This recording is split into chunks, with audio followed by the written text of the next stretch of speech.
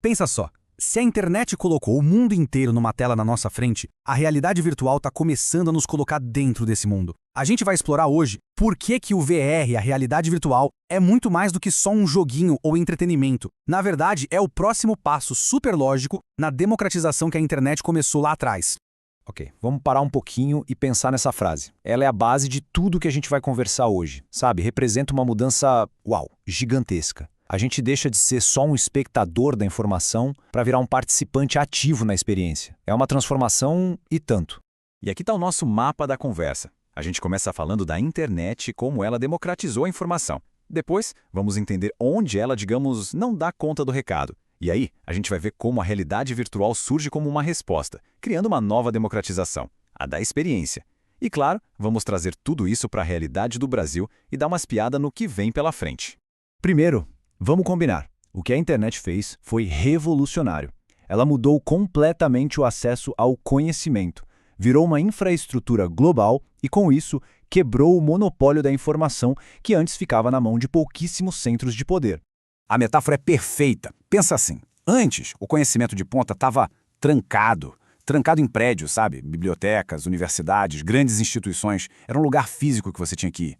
A internet virou esse jogo. Ela pegou o conhecimento, empacotou em dados e distribuiu para todo mundo. A informação virou um serviço essencial, quase como água e luz. Só que aí surge uma pergunta bem interessante. Se a gente tem acesso a tanta informação, por que o entendimento de verdade, a habilidade prática, por que isso ainda parece tão difícil de alcançar às vezes? Acontece que ter acesso à informação é só o comecinho da jornada. E essa citação mata a charada. Existe uma diferença brutal entre a informação que a gente pode escrever e mandar para alguém, a informação codificada, e o tal do conhecimento tácito. Esse é aquele conhecimento que vem da prática, da experiência. É o saber fazer. E é justamente esse tipo de saber que move o mundo para frente e que a internet sozinha sofre para transmitir. E esse exemplo aqui deixa tudo super claro. Ler tudo sobre a Acrópole, lá em Atenas, te dá informação.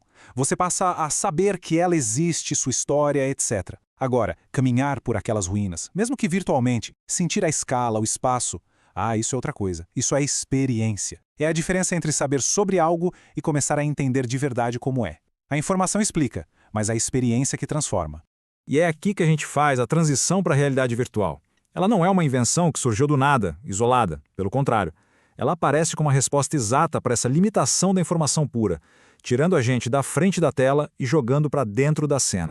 Então, qual é a essência da realidade virtual? É criar a sensação de presença. É uma tecnologia feita para que a pessoa se sinta de verdade em outro lugar. E como ela faz isso? Com imersão, com interação, com engajamento total. É aqui que a mágica da democratização acontece de novo. Experiências que antes eram limitadas pela grana, pela geografia ou pelo risco, agora estão se tornando acessíveis. Pensa num estudante de medicina praticando uma cirurgia complexa, ou engenheiros treinando em equipamentos perigosos sem risco nenhum, ou qualquer pessoa visitando um patrimônio da humanidade que está do outro lado do mundo. Olha só esse exemplo prático na educação. Ao invés de só ver um desenho 2D num livro, o estudante pode literalmente entrar no modelo 3D do corpo humano, pegar nos órgãos, manipular os ossos. Isso dá uma compreensão do espaço que seria impossível de outro jeito. O aprendizado vira uma coisa prática, interativa e, claro, muito mais eficiente. Isso não é futurologia não, já está rolando. No Brasil, instituições de ponta como a UFRJ e a USP já usam simulação em realidade virtual para treinar seus profissionais de saúde. Os cirurgiões podem repetir um procedimento super complexo dezenas de vezes num ambiente totalmente seguro, construindo o tal do saber como de uma forma que antes era impensável. Na cultura, a gente tem projetos incríveis como o Museu VR. Eles digitalizam acervos, criam exposições virtuais e o ponto-chave aqui, gente, é que a ideia não é substituir a visita ao museu, de jeito nenhum. A intenção é dar uma alternativa, sabe? Uma nova camada de acesso para quem não pode ir fisicamente. É expandir o alcance da nossa cultura. E para a gente ter uma noção do tamanho dessa transformação, olha esse número, 13 trilhões de dólares. É até difícil de processar, né? Mas essa é a projeção do Citi para o mercado global de tecnologias imersivas até 2030. Isso não é um produtinho novo. É um sinal de uma mudança econômica e estrutural gigantesca que está vindo aí. Com esse cenário global todo na cabeça, a pergunta que fica é: e o Brasil? O que isso tudo significa para a gente aqui? Bom, Para começar, a gente não está partindo do zero. O mapeamento recente já identificou mais de 138 empresas brasileiras atuando nesse setor de experiências imersivas. Isso é muito legal porque mostra que já existe um ecossistema local se formando, ganhando corpo e tração. É claro que os desafios são enormes. O custo do equipamento ainda é uma barreira. A gente precisa e muito de mais conteúdo de qualidade em português para que a tecnologia seja de fato inclusiva.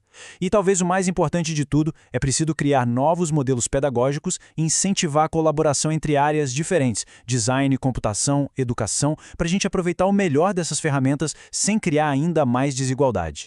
E com isso, a gente chega na ideia central, naquilo que realmente define essa próxima fronteira da tecnologia.